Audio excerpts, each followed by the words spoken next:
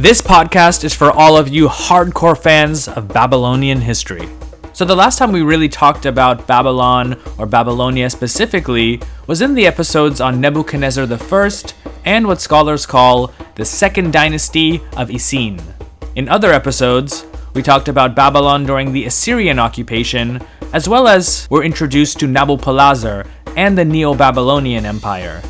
However, we never got into that murky period of Babylonian history between the Second Dynasty of Isin and the Assyrian occupation of the country, which is what this episode will be about.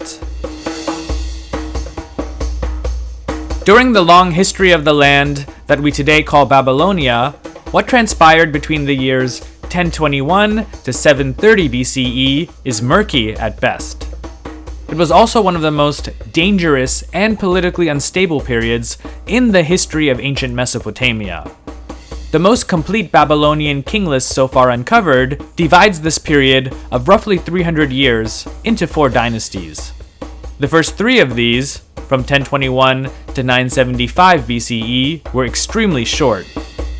The last one, from 974 to 732 BCE, was fairly longer and is simply called Dynasty E.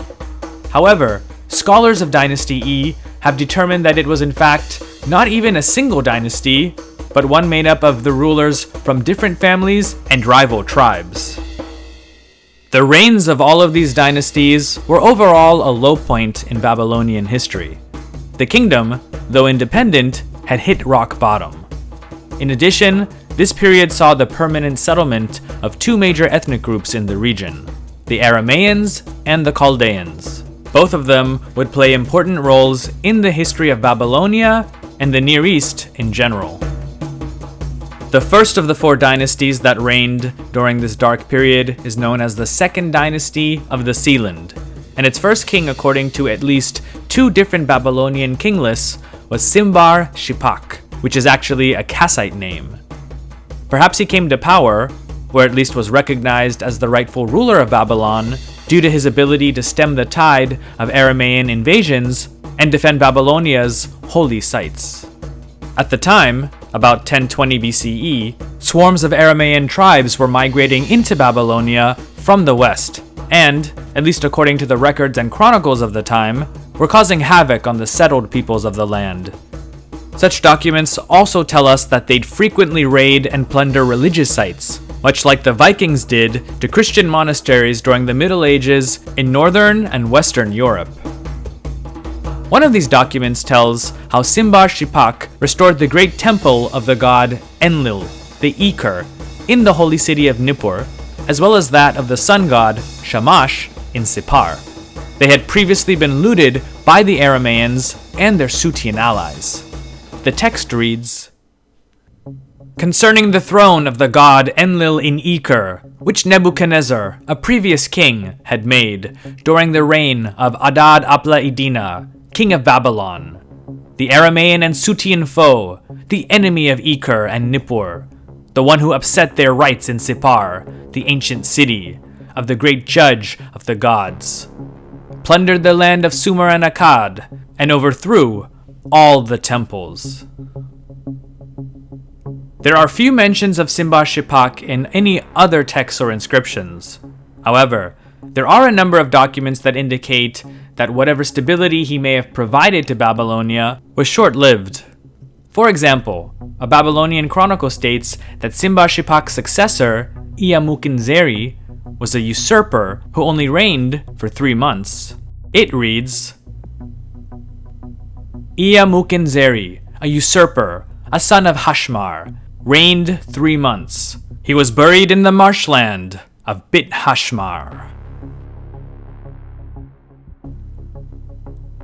Being buried in the marshland doesn't seem like a very dignified way to put a Babylonian king to rest, and that, with the fact that he only ruled for 3 months, gives the impression that he may have suffered an unnatural death. It's hard to know for sure because there are no details as to how he died. Though Ea-Mukinzeri is an Akkadian name, the chronicle says that he was the son of Hashmar and buried in Bit Hashmar. Hashmar means falcon in the Kassite language, which is interesting because his successor, the third and last ruler of the Second Sealand dynasty, also had a Kassite name, Kashu Nadin Ahi, which literally means, the Kassite god provides brothers. Perhaps the Second Dynasty of the Sealand were originally Kassite warlords who just happened to rule over the city of Babylon. This is just conjecture though, based on the few fragments of information that we have.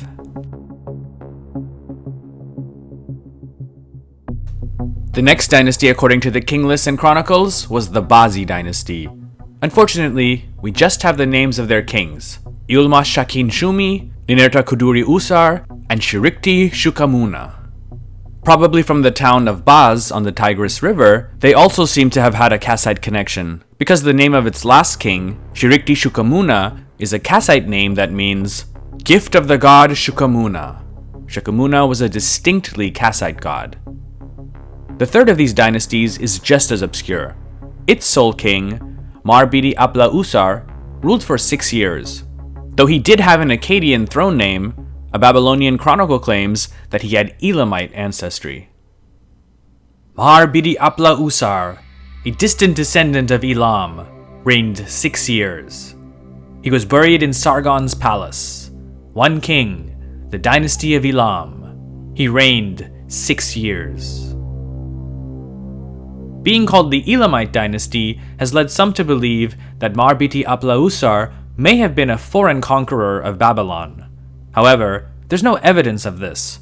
One should also remember that in cosmopolitan Babylon, along with the native Babylonian population, there were many who could claim Elamite, as well as Kassite, Chaldean, or even Aramaean ancestry. With regard to this Elamite dynasty, other than the line that I just read to you from the Babylonian Chronicle, there's no other information about it or its sole ruler. Finally, we come to the fourth of these extremely obscure dynasties, the Dynasty of E. Though no less mysterious, it was much longer than the other 3 dynasties combined. The word dynasty, though, is a bit of a misnomer, because while the king list seems to group all of these kings as belonging to a single dynasty, the fact is that they're of different families, tribes, and even ethnicities. However, since they're grouped together as Dynasty E in what's become known as King List A, scholars currently group them as a single dynasty. Despite several supposed usurpers and battles between families, overall, the period overseen by Dynasty E seems to have been more politically stable than the other 3 dynasties just mentioned. This, though, doesn't mean that the kings of Dynasty E were very powerful, since during much of their rule, they kept getting bullied by Babylon's powerful neighbor to the north, Assyria. In fact, during the reign of its 4th king, Shamash Mudamik, the Assyrian king Adad-nirari II claims to have essentially conquered all of Karduniash, which was what the Babylonian kingdom had been called since the Kassite era. One of his inscriptions reads, Adad-nirari, conqueror of the entire land of Karduniash, who brought about the defeat of Shamash Mudamik, king of Karduniash, from Mount Yalman to the Diyala River. The region from the city of Lahiru to Ugar-Salu was added to the boundary of Assyria. I conquered the entire land of the city of Der. I brought back the cities of Arapa and Lubdu, fortresses of Karduniash, into the boundaries of Assyria. Most scholars cite the start of Adad-nirari II's reign in 911 BCE as being the beginning of the Neo-Assyrian Empire. Despite this, by 880 BCE, Babylon's fortunes were clearly on the rise during the reign of Nabu-apla-iddina, who ruled for a good 32 years. One of the most famous works of Babylonian art, the Sun Tablet depicting the god Shamash, comes from his time. It depicts Nabu-apla-iddina as being led into the presence of the god Shamash, and uses an artistic style reminiscent of the reliefs going back to the 3rd dynasty of Ur and the 1st dynasty of Babylon. Upon Nabu-apla-iddina's death, his son, Marduk-Zakir-Shumi, succeeded him. Unlike other kings of Dynasty E, we actually have a good amount of information about his life due mostly to Assyrian records and inscriptions. According to these, especially those of the Assyrian king Shalmaneser III, Marduk-Zakir-Shumi's brother, Marduk-bel-Usate, rose up against his sibling in open rebellion. In the civil war that followed, Shalmaneser went to the aid of Marduk-Zakir-Shumi, and in the 9th year of his reign, killed the would-be usurper. This is actually recorded on a famous monument known as the Black Obelisk of Shalmaneser, today in the British Museum. The event is recorded as follows. In the 8th year of my reign, Marduk-bel-Usati, the younger brother, revolted against Marduk-Zakir-Shumi, king of Karduniash, and they divided the land in its entirety. In the 9th year of my reign, I marched against Akkad a second time. As for Marduk-bel-Usati, the terrifying splendor of Ashur and Marduk overcame him, and he went up into the mountains to save his life. I pursued him. I cut down with the sword Marduk-bel-Usati and the rebel army officers who were with him. There's an interesting relief that was found at Kalhu, also known as Nimrud, of Shalmaneser III and Marduk-Zakir-Shumi shaking hands as equals in some sort of partnership. Though it literally carves a rosy picture of the two's relationship, one shouldn't take it at face value. It's obvious that Marduk-Zakir-Shumi was in Shalmaneser's debt. The Assyrian king's direct intervention in Babylonian affairs also encouraged both the fragmentation of the country as well as created the conditions for its eventual subordination to Assyria. Marduk-Zakir-Shumi was weak, and the Chaldean tribes in the south knew it. Thus, they put up their own rulers which the Assyrians not only traded with, but tacitly recognized as having authority over the Babylonian south. Perhaps Shalmaneser III would have taken further advantage of the situation in Babylon had there also not been a civil war for the throne of Assyria between his two sons. The victor of that conflict ended up being the son who would later be known as Shamshi-Adad V. Ascending the throne in 823 BCE, Shamshi-Adad V seems to have been on good terms with his southern neighbor until about 814 BCE, when he turned against Babylon and Marduk-Zakir-Shumi's son and successor, Marduk-Balassu Ikbi. The chronicles and texts that we have tell that the two fought for a couple of years, after which Shamshi-Adad eventually captured Marduk-Balassu Ikbi near the city of Der and had him deported to Nineveh. A year or two later, he captured his successor, Baba-Aha-Iddina, and had him deported to Assyria. He then marched into the Chaldean south and received tribute from its now fully independent kings, and took up the title King of Sumer and Akkad, which basically means that he considered himself to have been the ruler over all of Babylonia. So with two kings captured in quick succession, what exactly happened to the Babylonian throne? After the capture of Baba-Aha-Iddina, who reigned for less than a year, Babylonian Chronicle 47 states that there was no king in the country. This is not exactly true. There were kings, new Chaldean kings. They just weren't in the city of Babylon. Shamshi-Adad V's successor, Adad-Nirari III, claims that they swore allegiance to him. All the kings of Chaldea became my vassals, and I imposed upon them in perpetuity tax and tribute. At Babylon, Borsippa, and Kutha, they brought to me the remnant offerings of the gods Bel, Nabu, and Nirgal. I made pure sacrifices. Though still the most powerful state in the region, by Adad-Nirari III's reign, the Assyrian Empire had been going through a gradual period of decline. This enabled the monarchy in Babylon to get back up on its feet, but by now, the Chaldean presence in politics had become a permanent one. One of the Babylonian king lists makes note that 3 consecutive rulers were of Chaldean descent: Marduk-Apla-Usar, Ariba-Marduk, and Nabu-Shuma-Ishkun. It seems that there was some trouble between the reigns of Ariba-Marduk and Nabu-Shuma-Ishkun. Both were from different Chaldean tribes, Ariba-Marduk from the Bit Yakin, and Nabu-Shuma-Ishkun from the Bit Dakuru, and so there may have been a Chaldean rivalry for the Babylonian throne. By 760 BCE, Nabu-shuma-ishkun of the Bit-Dukuru was recognized as king of Babylon, but he seems to have had little real authority outside of the capital. A document from the 8th year of his reign, attributed to his governor from the nearby shrine city of Borsippa, reported the following.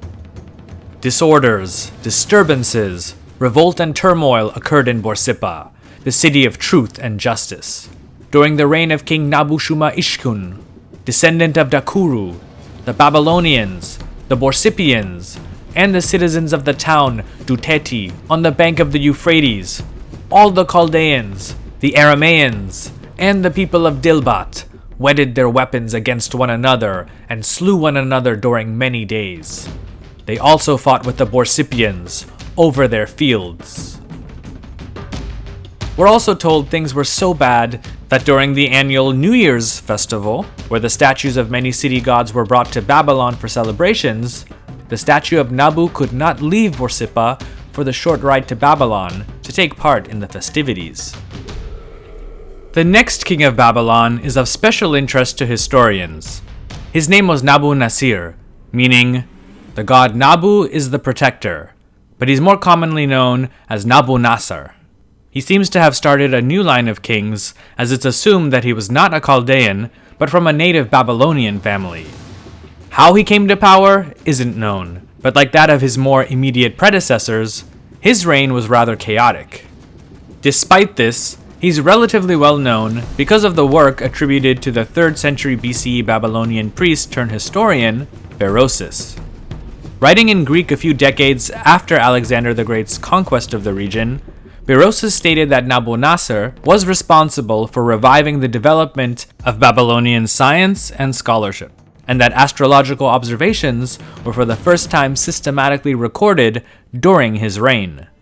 It's because of this that the great 1st century geographer, mathematician, and astronomer Ptolemy had access to the complete record of eclipses witnessed at Babylon all the way back to Nabu-Nasir's reign. Though credited with scientific achievements, Nabu-Nasir was weak politically due to consistent trouble with Chaldean and Aramaean tribes within his territory, as well as a resurgent Assyria in the north under the powerful king Tiglath-Pileser III. When Nabu-Nasir died, his son took over, but he ruled for barely a year and was overthrown by one of his governors, as the document known as Babylonian Chronicles 16 tells us. The 14th year of his reign, Nabu-Nasir became ill and went to his destiny in his palace. Nabu-Nasir reigned 14 years over Babylon. His son Nadin ascended the throne of Babylon. The 2nd year of his reign, Nadin was killed during an insurrection. Nadin reigned 2 years over Babylon. Shuma-Ukin, a governor and leader of the insurrection, ascended the throne. Shuma-Ukin reigned 1 month and 2 days over Babylon. Mukinzeri, descendant of Amukanu, removed him and took the throne. Mukinzeri, whose full name was Nabu-Mukinzeri, was himself a Chaldean. That was enough, though, for Tiglath-Pileser III to deem him a usurper and a threat to Assyrian interests, and so he launched a full-scale invasion of Babylonia, eventually annexing it to Assyria. This kicked off a century of Assyrian rule in Babylonia and led to some of the greatest conflicts between the two rivals in their shared history, something we've gone over in other programs on Assyria, but that we'll also no doubt revisit in the future. Stay tuned. Thanks so much for stopping by. I really appreciate it. If you learned something from this podcast, please don't forget to subscribe and follow History with Sai on YouTube. You can also check out History with Sai on Instagram, Facebook, and Twitter. Thanks again, and I'll catch you in the next episode. Take care and stay safe.